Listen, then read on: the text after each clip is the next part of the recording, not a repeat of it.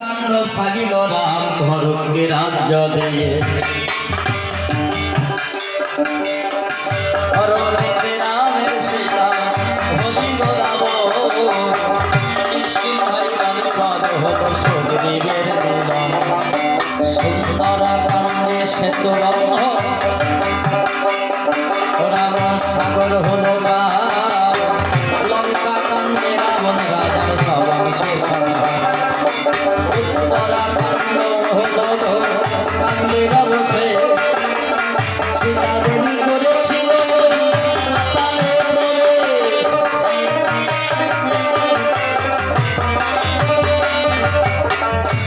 দেবাসর ছিলেন অমৃতের ভাণ্ড বর্ণনা করব আমি উত্তরা কাণ্ড শোনেন আমার কিঞ্চিতে রামায়ণ ভাবে হয়েছিল পিতা পুত্রের পণ্ডিতের অমৃত হরি রামানন্দে বদন হরে বদন হরি হরে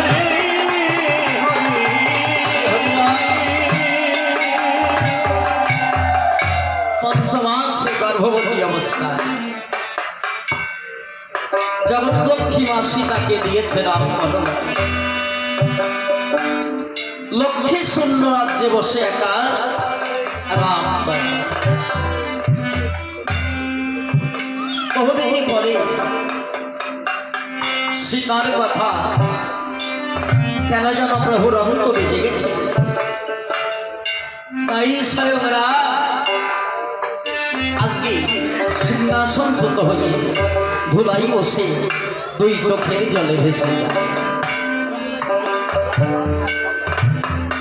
হেন দৃশ্য কুলগুরু বশিষ্ঠ মুনি দর্শন করে দেখে বলছো না রাম বলি তোমারা কেন হেন ভাব কিসের অভাব কি ভাব করিয়েছে মনে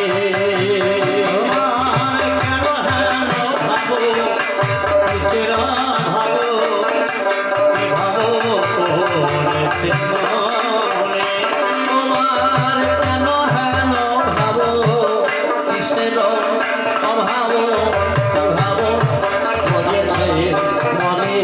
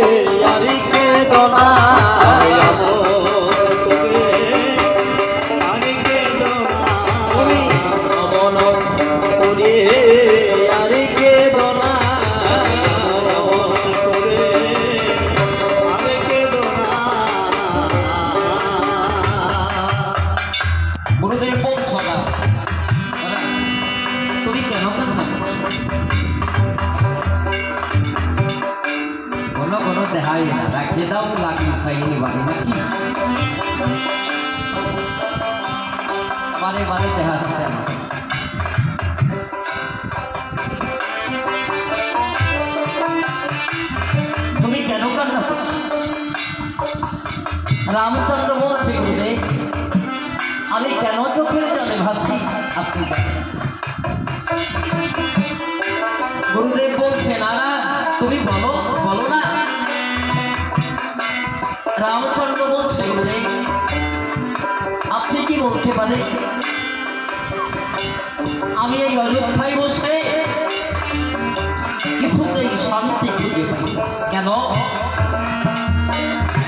গুরুদেব বলছো না এই কথা তুমি শান্তি পাবে কি করে তুমি যে আপন কাঁধে করে অশান্তি বহন করে এনেছো অযোধ্যার দ্বারে রামচন্দ্র বলছে কেমন গুরুদেব? গুরুদেব বলছে না, তুমি কি জানো ইহ জগতে ব্রহ্ম হত্যা পাপ কত বড় মহা মহা পাপ করে? তুমি সেই ব্রহ্ম হত্যা পাপ শুধু তুমি না, তুমি না, তোমার পিতা দশরথ সেও করেছিল ব্রহ্ম হত্যা পাপ। অন্ধবনের পুত্র সিন্ধুবনি এই জগৎ সংসারে কোন পিতা যদি ব্রহ্ম হত্যা পাপ করে সেই পাপ খণ্ডাতে না পারে, সেই পিতার যদি কোনো পুত্র থাকে সেই পাপ সেই পুত্রের সম্মুখে উদিত। কারণ পিতার কখনো মৃত্যু ঘটে আত্মবক্ষয় আত্মশক্তি বজায় দিতে হচ্ছে পিতা ওই পুত্রের ভিতরে জীবিত নয়। তাই তোমার পিতা দশরথ ওই ব্রহ্ম হত্যা পাপ করে পাপ থেকে মুক্তি পাইনি না। আবার তুমি রাবণ কুম্ভকর্ণ নিধন করে ওই ব্রহ্ম হত্যা পাপ করেছ না। এই দুই পাপ একত্রিত হয়ে অযোধ্যার দ্বারে এসে দাঁড়িয়েছে। ওই পাপ তোমার গ্রাস করতে এসেছে। সাবধান, সাবধান। রামচন্দ্র বলছে গুরুদেব, তাহলে এই পাপ থেকে আমি কিভাবে মুক্তি পেতে? গুরুদেব বলছে বাবা, এই পাপ থেকে মুক্তি পেতে হলে তোমাকে যজ্ঞ করতে হবে। আচ্ছা গুরুদেব, আমি কিসের যোগ্য? গুরুদেব বলছে না বাবা, তুমি একটা পক্ষ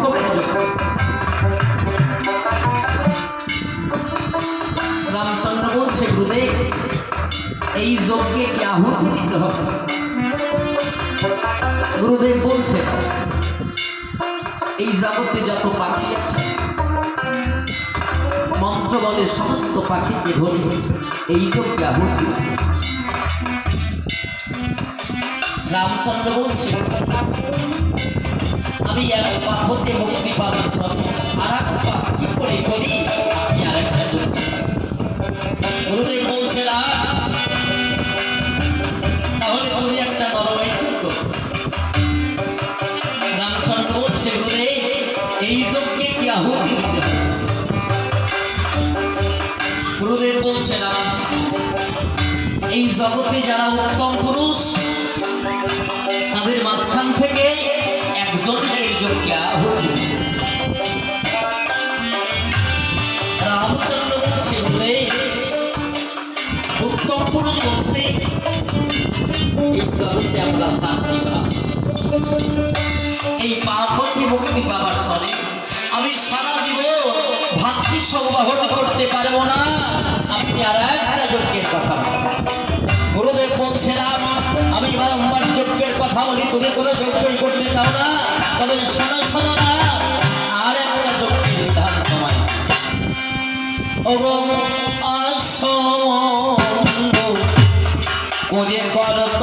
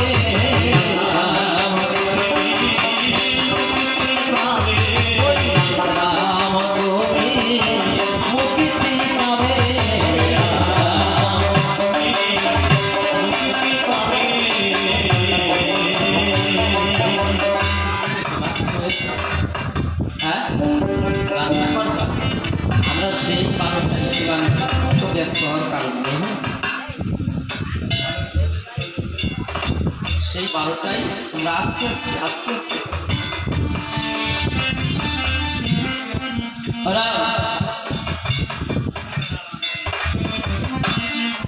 অশ্ববন্ধ কটকলে করে যজ্ঞে আহুতি দিয়ে আবার মন্ত্র বলে অষ্টকে দিয়ে রামচন্দ্র বলছে গুরুদেব অশ্ববন্ধ কটকলে করে যজ্ঞে আহুতি দিয়ে যদি আবার মন্ত্র বলে অশ্বকে জীবিত করা যায় আমি এই যজ্ঞ করিতে চাই। গুরুদেবে ডেকে কয় সতরামর সময় আমি তোমাদের জানাই ওরে তুমি যত সহজ ভাবো না তত সহজ ভাবো। প্রথম কথা হচ্ছে যে লক্ষ্মী সুন্দর রাত্রে কখন অশ্বমেধ যে রাত্রে শক্তি স্বরূপিণী সীতা নাই সেই রাত্রে কি অশ্বমেধ যজ্ঞ হয়? রামচন্দ্র বলে গুরুদেবে তাহলে কি করি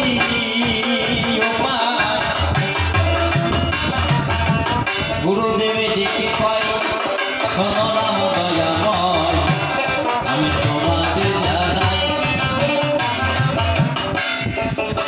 যদি স্বর্ণ সীতামে রয়ে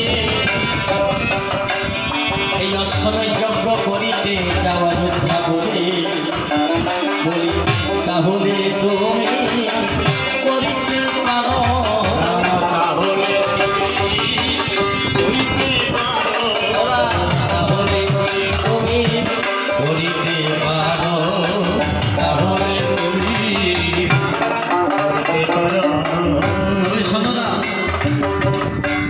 এই যজ্ঞে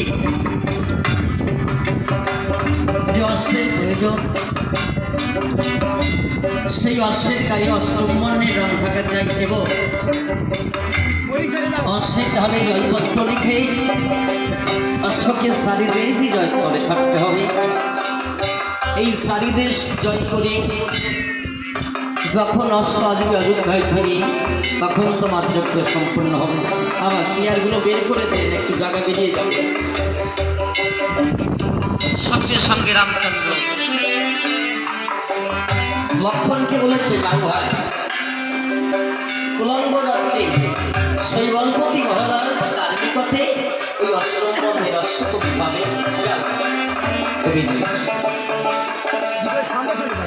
তাই লক্ষণ চলেছে উলঙ্গ রাত্রে। ওরে রামচরণে প্রণাম করে করিল গমন ধীরে ধীরে যাত্রা করে ঠাকুর চলিতেছ হইতে যখন শরীর শৈবর পথে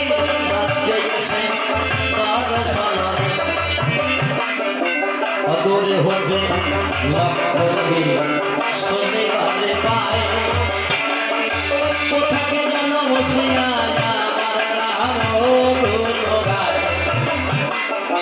নাম সবাইকে শুনিতে লক্ষণ করিল গ্রহণ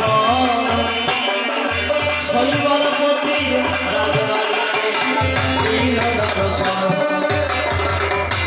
অদূরে হতে লক্ষণ দেখিবারে পায় অদূরে বসে শৈবর পতি আমার নাম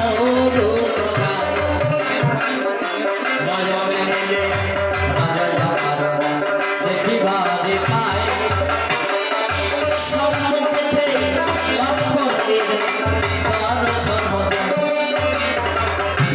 অদূরে হতে শৈবর পতি রাজা ছুটিয়া আসিল লক্ষণের সম্মুখে আসিয়া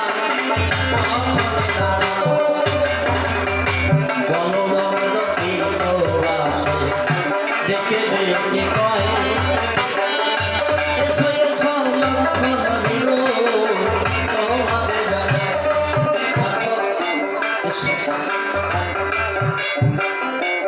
দীর্ঘদিন পরে আমার কথা আমার প্রভু মনে পড়ছে। লক্ষণকে বসিতে রাজ সিংহাসন, স্বর্ণপাত্রে গঙ্গার জলে ভক্তি ফুলি লক্ষণের চরণ ধুইয়া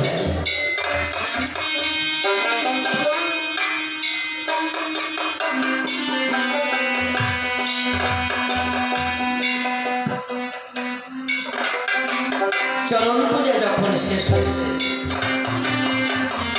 শৈবর্গটি বলছে, বলো না লক্ষণ, কি কারণে তুমি আমার এই রাজ্যে এসেছো? লক্ষণ বলছে, মহারাজ আমার দাদা করবে অশ্বমের যোগ্য, তাই আপনার কাছে যদি অষ্টম বর্ণের অশ্ব থাকে আমাকে দান করবে।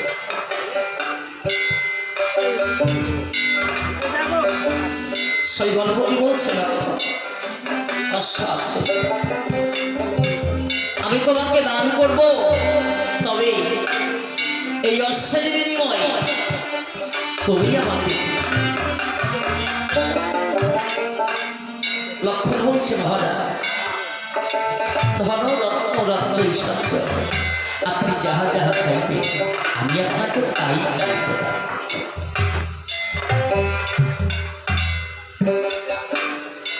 শৈবর্গটি বলছে,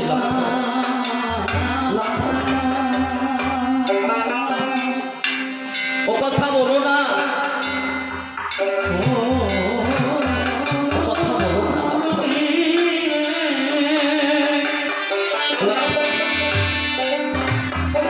আমি একটা রাজ্যের রাজা,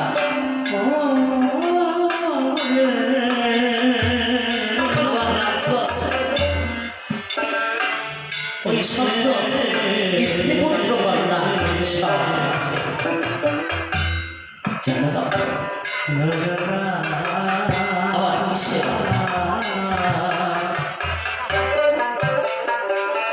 লক্ষণ বলছে, বলুন না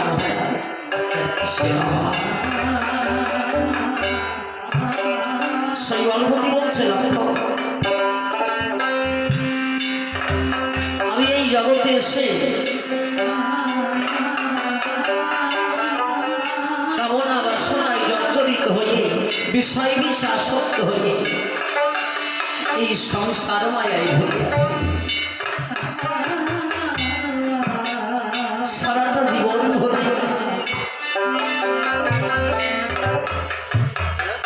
এই জাগতিক জগতের অর্থ উপার্জন করেছে।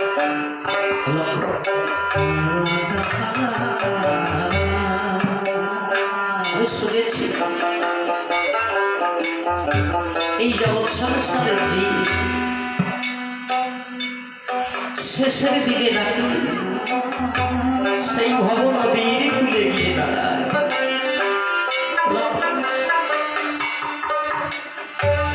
সেই ভব নদী পার হতে হতে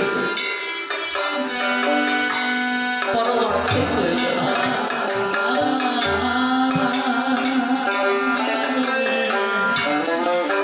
আমি তো সারাটা জীবন ধরে এই জাগতিক জগতের অর্থ উপার্জন করেছি। আমি একটা দিন সেই পরবর্তী কামাই করি।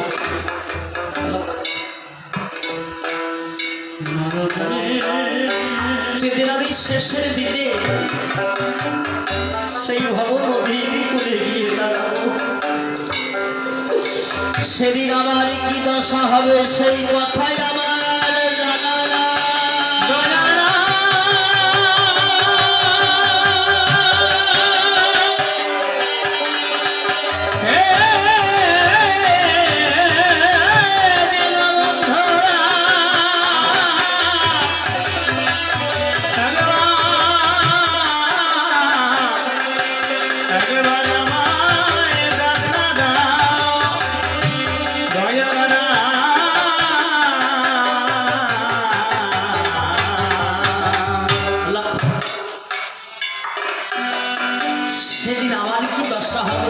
করতে পারবো না। সেই অল্পটির ভক্তি দেখে লক্ষণ অবাক হয়েছে। লক্ষণ বলছে শেষের দিকে আপনি রাম গুণগান করবে,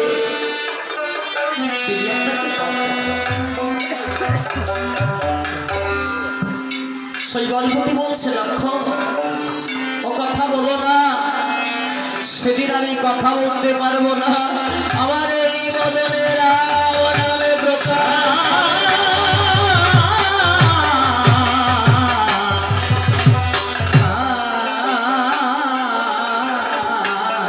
সেদিন আমি কথা বলতে পারবো না, আমার এই বদনে ভগবানের নাম প্রকাশ হবে না। আসিবে সমন করিবে দমন ছেড়ে সাই ধরিবে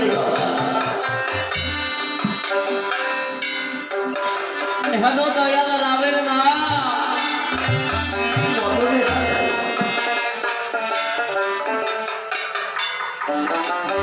আমার এই বদনে ছেড়ে সাই ভগবানের নাম আমার প্রকাশ হবে।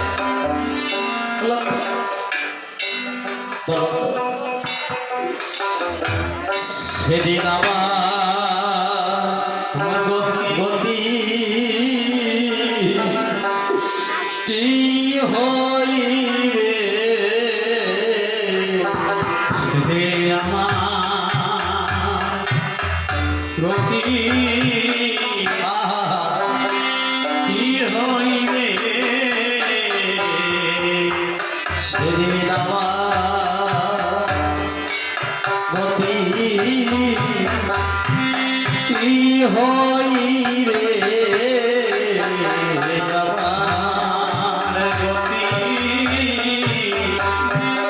কি হইবে, এই আমার বলতে কেউ না রবে, এই আমার গতি কি হইবে, আমার বলতে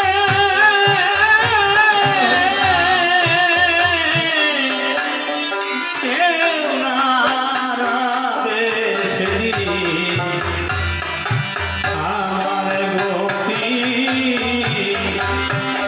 কি হইবে, এই আমার বলতে কেউ না রবে, এই আমার গতি কি হইবে, আমার বলতে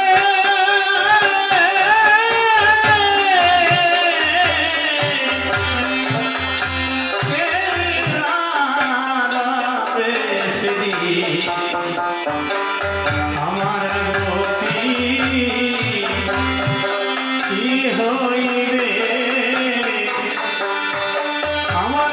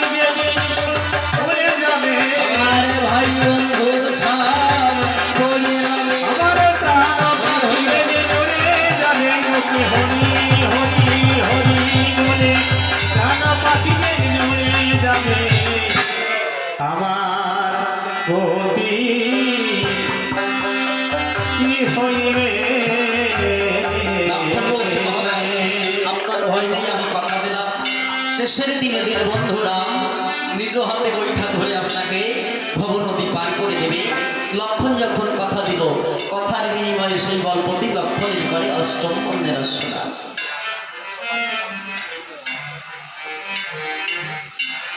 আজকে অশ্ব নিয়ে লক্ষণ অযোধ্যার দ্বারে অগ্রহত রামচন্দ্র দেখিবারে পায় লক্ষণ অশ্ব নিয়ে এসেছে।